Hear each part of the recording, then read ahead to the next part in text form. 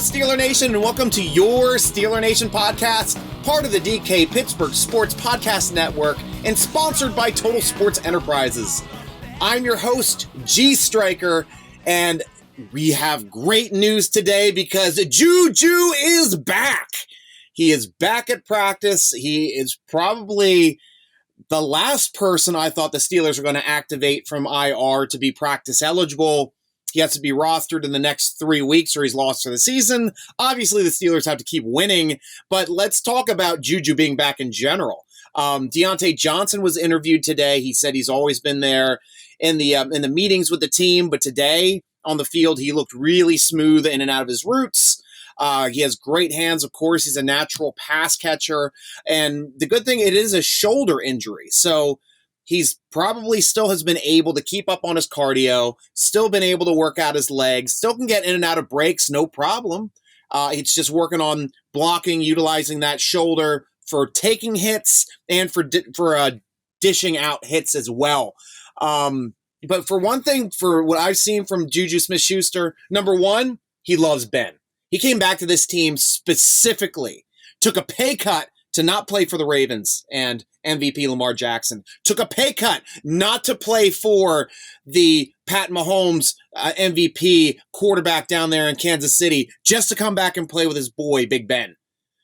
So if he wants to get in another game with Big Ben, this is his best chance to do so. I mean, his determination, his fire, his grit, I wouldn't count him out for this week. I know Post-Gazette just put out a story saying he's probably not going to suit up. I can't say something like that for certain on a day like today, knowing the competitor JuJu Smith-Schuster is, knowing he wants to get back and play for his quarterback, and if his shoulder is healed, put him in. Can't hurt it any worse. Can't hurt it any worse. So good luck to JuJu. I hope he makes it back, because honestly, the receiving staff would be a lot better having JuJu in there helping out in the slot, with Ray being quick slot now. Now you have a legit quick slot and a big slot when the outsides with Deontay Johnson and Claypool, and that makes it easier for Claypool to make catches, having to be one-on-one. Same thing with Deontay Johnson, having to be one-on-one when you got big JuJu in the center eating up people. And that would be the best possible scenario for Big Ben to play this next upcoming game with the JuJu in his arsenal. Good thing, too, with Washington coming back as well. We always like depth at wide receiver. He was just activated from COVID this afternoon as well. So the COVID list is looking relatively short. Today, Buddy Johnson was placed on the COVID-19 list. He was already out anyway because he's on injured reserve. Really doesn't do anything, but just lets us know that he has COVID. The only other person that I have that's still technically on the COVID list is Damian Willis, but he was a practice squad COVID member. Doesn't affect the team at all as well. But Deontay Johnson, Kendrick Green, and Joe Hayden all coming back last week, playing in the game, not missing a game. That was incredible to see with those new rules, and those new rules really helped the Steelers make sure that they had the best chance. Because without Deontay Johnson in that Ravens game, we don't win it.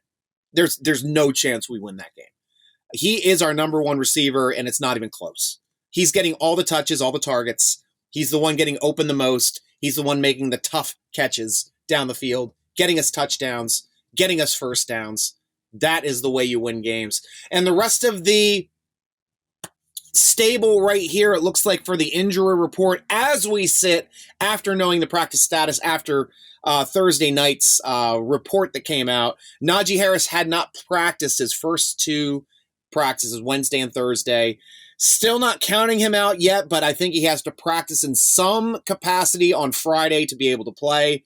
He's the only rookie that would be able to do this, because no other rookie would be able to be a no practice, limited on Friday, or full practice on Friday and then play. That's just not the way the Steelers play with their rookies, especially at the end of the season when they're supposed to hit a rookie wall. This guy is in such great shape. There was no rookie wall. He ran through it. As opposed to it hitting us with some of the linemen. Arthur Maulet got a concussion. I am not optimistic on him being able to play. He's been limited both days. You have to be practicing fully for one practice to get in the second stage of concussion protocol, which you have to clear the next day practice without any issue. Once you clear the next day full practice, then you're clear to go. He has 2 limiteds. He's not even a step 1.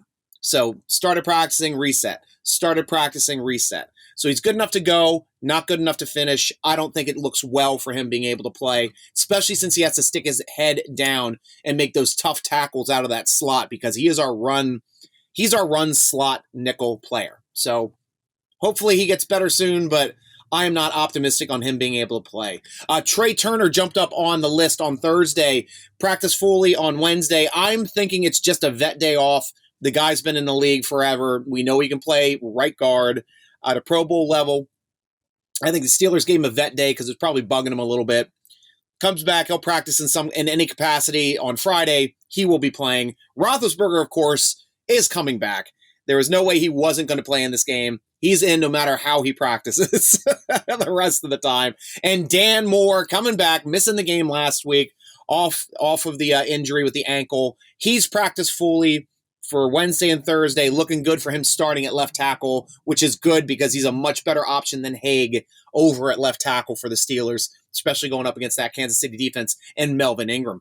Getting to come back and take us on again after being let go at the trade deadline, at least getting something for him instead of big pouty faces and not wanting to play the rest of the season for us, which he was all willing to do.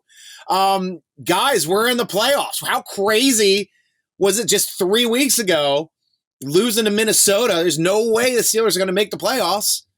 They had to beat the Brownies at home, found a way to beat the Browns. They had to beat the Ravens in Baltimore. One of the toughest places to play. Was a tough game, and the defense really came through in the clutch. That big interception by Sutton in the end zone, taking 7 off the board and getting us points going the other way. That was a huge swing in that game.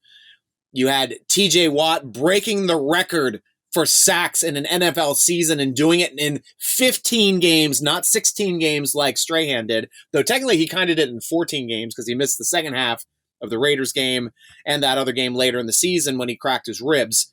And that's where he's at. I mean, the guy's playing on an all-world level. His sack ratio is just insane. I thought he should have got ruled that other sack and should own it outright, but unfortunately, the league did respond about that forced fumble on the fumbled snap exchange between Huntley and the center. That is officially as a running play, so it cannot be a sack, but he got credited for a forced fumble and a tackle for a loss, and the Steelers got possession there too and scored a field goal. So big things. And the whole team's pumping him up too. You got Cam Hayward, he was playing kind of hurt with those cracked ribs, but they're better now. And look at him, he gets kicked in the nuts, and he still goes out there and gets a sack. The guy is insane.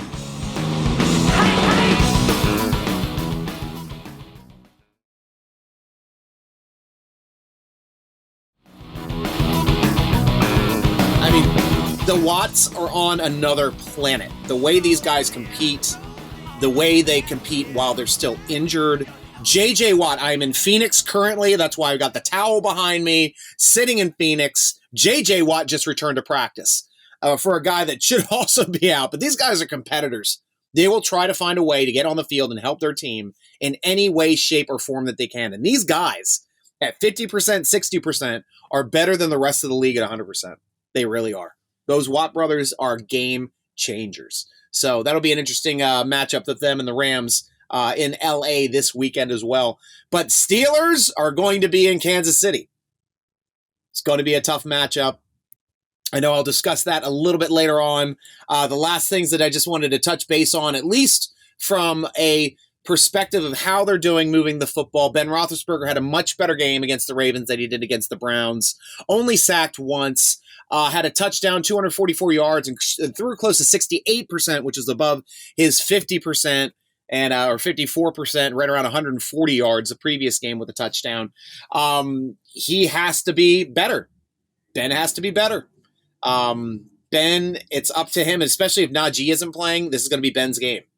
Ben will throw it literally the entire game, and it's going to be a difficult game to win in that respect. hopefully we got some more weapons here. Hopefully JuJu can make it. Hopefully Najee can play, because those guys are game changers and going to be difference makers moving forward. He did a great job of distributing the football across six receivers. And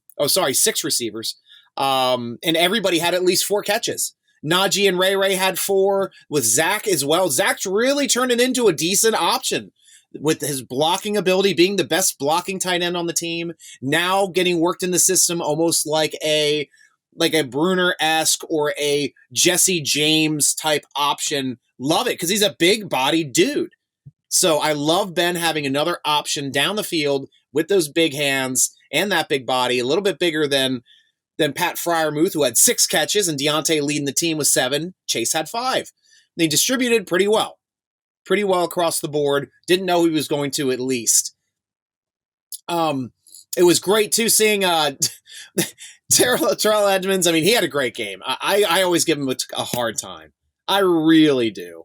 But I got to give credit where credit's due. When he knocked away 3 passes, I've been on him about not just tackling the catch, being in there when the ball gets there to make a play on the ball, and he did it that game. So great game for Terrell Edmonds, adding an interception as well. That was the craziest interception ever, that actually had to be slowed down and replayed to make sure that he had possession, and it was ruled an interception for the touchdown, being touched and then down before fumbling the football.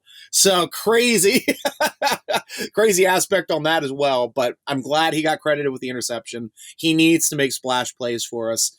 Cam, of course, always making splash plays for us. Mr. Hayward, 2 TFLs and a sack. 6 tackles led the team. Minkah Fitzpatrick leading the team on the season with tackles. Incredible season. Understated season for Minkah Fitzpatrick, who almost kind of started off in the slot and did not play well until we moved him back to free safety, and he's a monster. As soon as we moved him back. Schobert and Bush have to do a much better job, only getting 4 tackles in the middle. Guys got to get moving. Guys got to make big plays, got to help out with Kelsey, of course. It's going to be a tough matchup this weekend as far as it comes down. And punting-wise, I expect Presley Harvin III to be in that game again.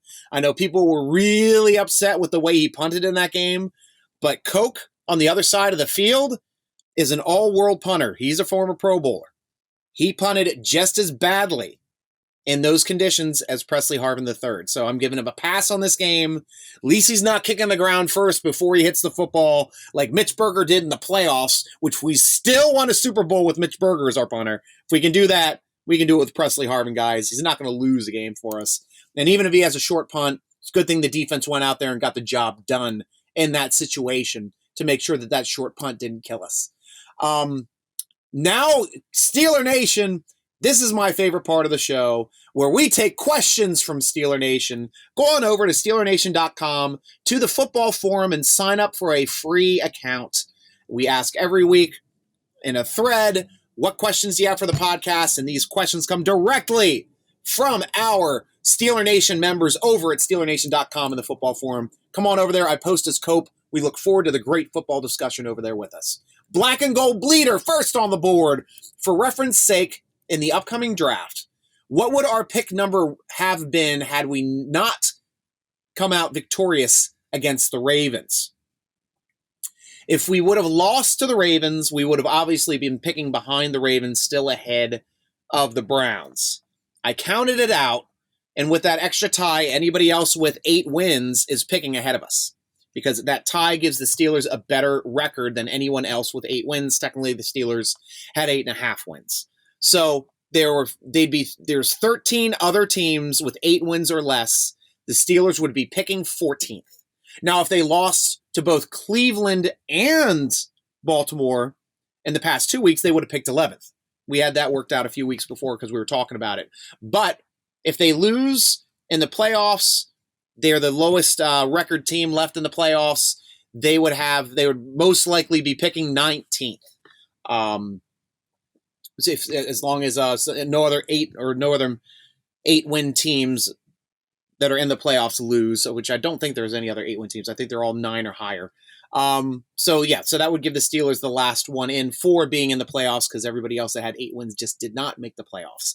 /Steel, next question from you, my friend. Anywho, what would you do with Bush, with Devin Bush? He has 3 seasons down, incredible rookie year. Second year started off strong until he went out with his knee injury, and he's kind of never been the same since. He was always fast to where the play was going in his rookie season.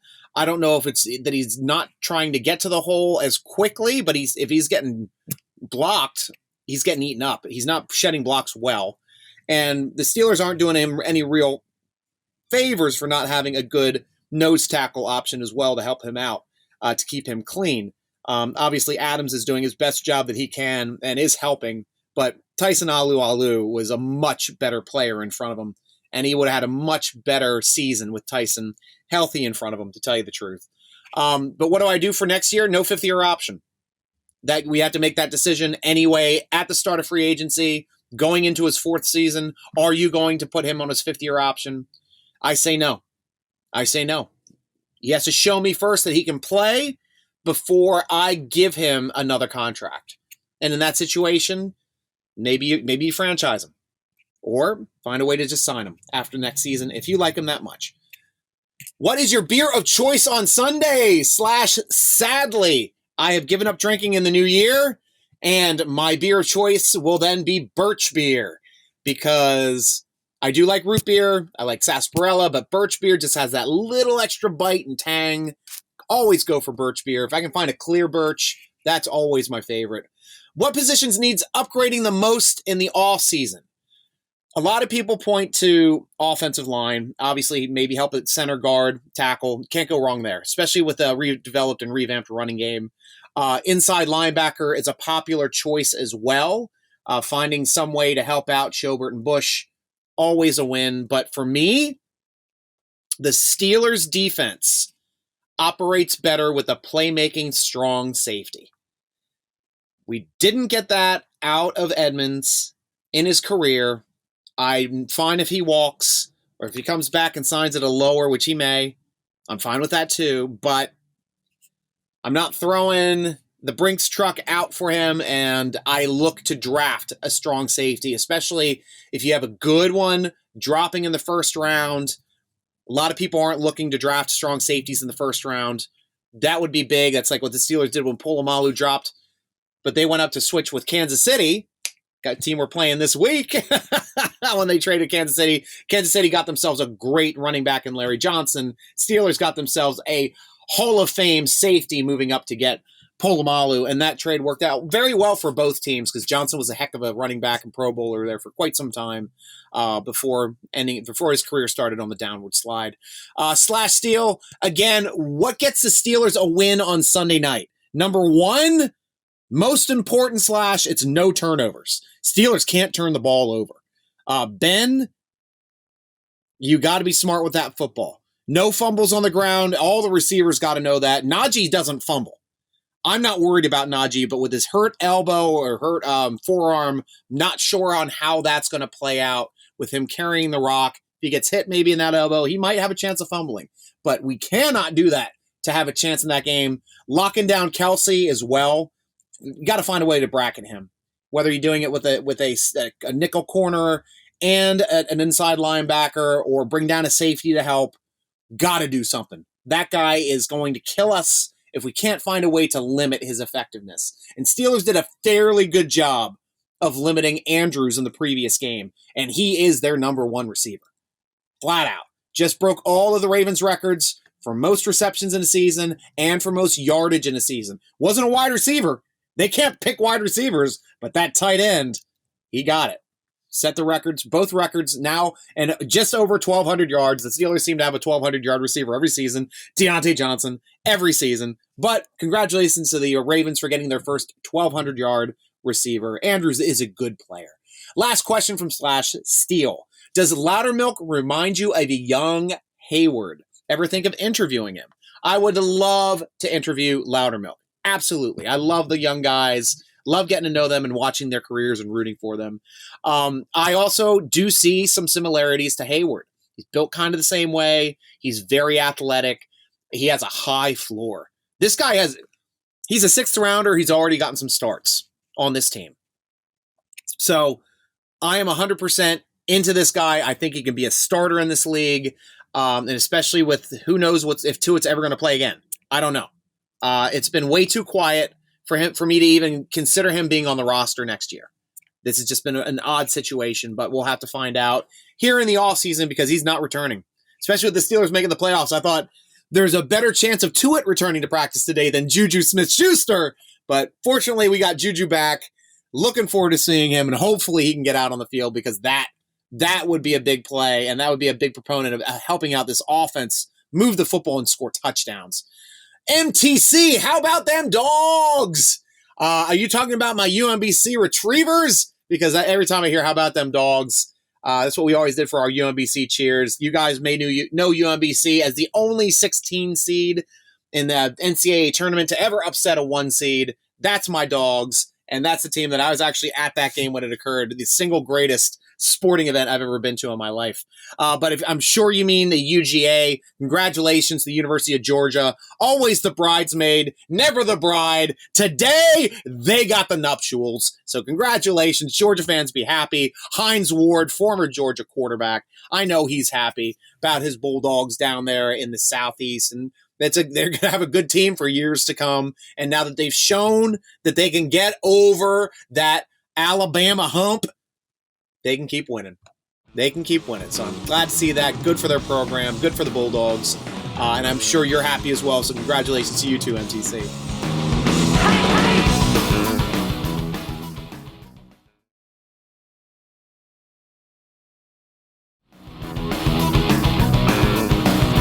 Who do you have being the X factor in Sunday night's game? Obviously, it's Najee. If Najee can play, that is the biggest X factor for us because our whole offense keys on that guy in both his ability to run the football better than anybody else on our team and his ability to catch the football better than anybody else in the running back position. So without him, we are at an extreme disadvantage. I'd say JuJu Smith-Schuster would be an X factor. If you can get him on the field, I think he's going to make plays. I think he just has to make plays. And of course, on the defensive side, TJ Watt. TJ Watt's healthy. Cam's healthy. Look for those guys to make plays. But if you're looking for somebody a little bit lower down on the totem pole to try to make some plays, Cam Sutton was huge in the game last week with that big interception in the back of the end zone, stop and score short points for being on that scoreboard and making sure the Steelers could win that game in overtime. He was the X factor last week. Wouldn't be surprised if it's Sutton this week. Heck, Minkah Fitzpatrick making a big play, knocking that ball away from Antonio Brown's cousin, the other Brown. That was a hell of a play. Absolute game-stealing play because they would have kicked a field goal from there, it would have been over. So congratulations for that big play too. But if anybody's going to make a big play that's not a normal guy, I would bank on Highsmith. Highsmith's really been coming on this year. Cameron's going to be playing insane. Watt's going to be playing insane in this game. I think it's going to leave a little bit of extra space for Highsmith to make some plays, which he's already doing in the run game. He's doing a great job of filling and following the pulling guard down to the running back every time it happens away from his side. Love seeing him do that, and he is immediate. And hopefully he can get a sack and hopefully a forced fumble. I would love to see him drop the tomahawk and force that ball onto the ground from May Holmes, but we'll have to see. Big X factors coming up this week. Drink Iron City, my friend. First question from DIC. Who do you think the first candidate and is the replacement for Colbert, Kevin Colbert, our GM, who is retiring after the draft? And we all were kind of talking about this. I alluded to this a few times here on the podcast earlier, but stating that he will not leave the team until after the draft, which is important because they've already done a lot of their legwork during the draft system. Smartest time to hire a GM is after the draft. That's all of your legwork, all the scouting work, all of your visits. And so this is it. So I have no idea who they're going to hire, but my uneducated guess would be a promotion from within. It would be Omar Khan. Now, I know he is also interviewing with the Bears for their GM spot. Now, I know he's a cap guy, but if he leaves, the Steelers get 2 third-round draft picks, 2 third-round comp picks. If another team hires Omar Khan for being a minority to their GM position. head coach or GM slots, you get 2 first-round draft picks. Or 2 third-round draft picks for a minority hire from your organization that you've developed. So that would be a big proponent for the Steelers getting that, especially with kind of the way our comp picks have kind of worked out. Looks like we lost that comp pick with Haig playing too much. Looks like we got a reduced comp pick as well, with Bud Dupree being hurt as much as he has been this season, going from a 3rd to a 4th.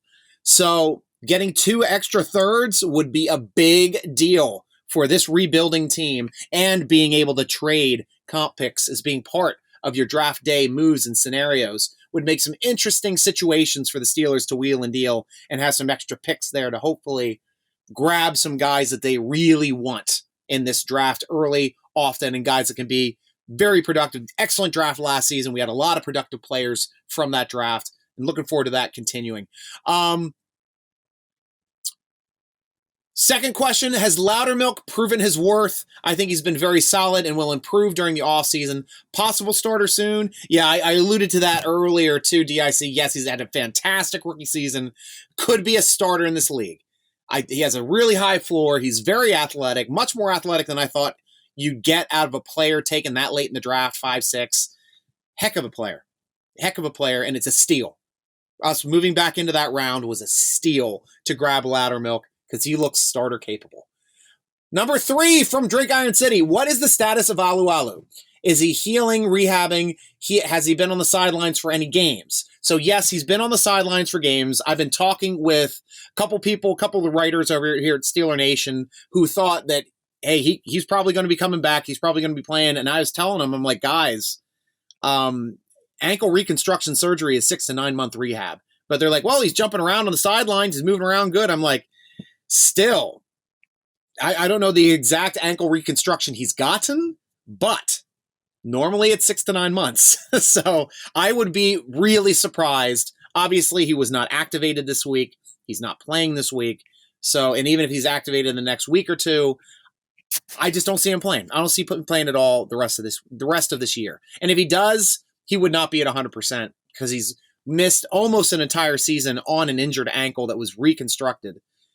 He just won't be the same player. So better off getting Adams going, getting Davis back up to speed. That's our best chance of locking down the middle of this defensive line, and not moving Cam Hayward to nose tackle. That was a big reason why we lost that Kansas City game too, guys, because we moved Cam Hayward to nose tackle to try something out. Unfortunately, it took one of our best players into a position where he could be double teamed all the time, and even triple teamed at times. But back out there in the 3 to 5 tech, he's unblockable, and unblockable too, guys. Leave your best player at his best position. Don't put your best player at a position that nullifies him. So that's how another instant where you can win that game, keeping Hayward out there on that outside. So question number 4 from Drake Iron City. Everybody talks about the crappy Bush number 55. I see some play here and there. He's getting a little better. And do you see him being a starter next year due to ability? I think yes. I think he's had an up and down year. The potential is there. Like I said a little earlier, I think we needed to get a better nose tackle to keep him clean. I think we can find one later in the draft, day 3. You can find a starting nose tackle in this draft. Picking in the 4th round, 5th round, maybe. And that's where I target one, to tell you the truth. Because the earlier picks, you need your better players. Offensive line, inside linebacker, strong safety. If you find an out-of-this-world talent on offense or corner, you take them, obviously. Corner's going to be a big one, too, especially if Hayden leaves. If we can find a way to bring Hayden back, I'd like to sign him to another year. Really would. I think he played good enough to have another year with us as well. But yes, he will be a starter. I think Bush will be a starter, though, next year, heading into the season. Last question from Drink Iron City. You've interviewed many football players. Any particular favorite interviewee? Yes, I had a bunch of them that I really, really enjoyed. Rob Gronkowski, the old quarterback, now works at Pro Football Focus, charts every single pass thrown every week. And super knowledgeable, super fun to talk to about breaking down a quarterback's mechanics, and how good they can be in a league. Just an absolute wealth of knowledge on that guy, and he can talk X's and O's with anybody. the big dot as well, Kevin Dotson, coming over into the cast. He's a fan of the Steelers and part of Steeler Nation since birth. Dad was a lifelong Steeler fan. Part of our draft day special as well when we drafted Najee Harris, and getting to see his reaction as we drafted Najee was a real special moment for Steeler Nation and for the cast as well. So that was a lot of fun. Zach Banner being on the show 3 times, big friend of the show. I mean, we've gotten a good rapport that we have really fun conversations now every time we get together. And he's a super interesting guy. Every time I talk to him, there's something new and exciting that he's working on that's always fun to talk about. And then the older heads like Merrill Hodge and Rocky Blyer, those guys were incredible guys to talk with. They can talk about anything. They're fun. They're funny. They're completely knowledgeable, and they just make you so relaxed when you're speaking with them because they both have very little ego. They love the game. They breathe the game. They both love the Steelers. And that's been, kind of the coolest aspect of being able to talk to alumni that not only played for the team, but are just still fanatics for just the team in general. Just blew us away. The guy, he was a director of personnel for both the Eagles and Washington. On Monday Night Football, knows everything about football, absolutely everything. And he's so fun to talk to. He's so personable. You guys hear him on Monday night. I love him on Monday night as well. And we both geeked out over Dwayne Haskins. We both really love Dwayne Haskins' ability in game. And we'll see if Dwayne gets a shot here, especially if the Steelers bring him back, which I think they will this season. So thank you very much for your questions too. And you're very welcome because you finished that off there too. Drink Our City with thank you so much for doing these, Stryker. You are very, very welcome. Enjoy your food, as I know you're probably cooking right now. So you and the family have a great one.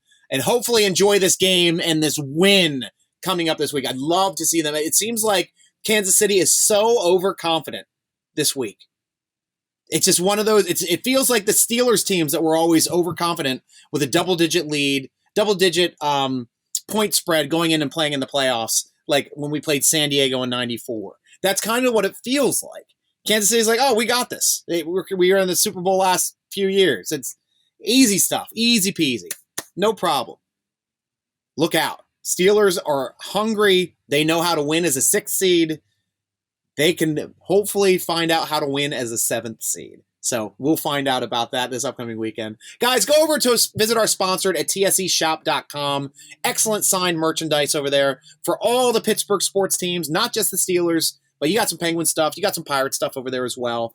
Great stuff just over there in general. tseshop.com. And we're always giving away jerseys every Monday.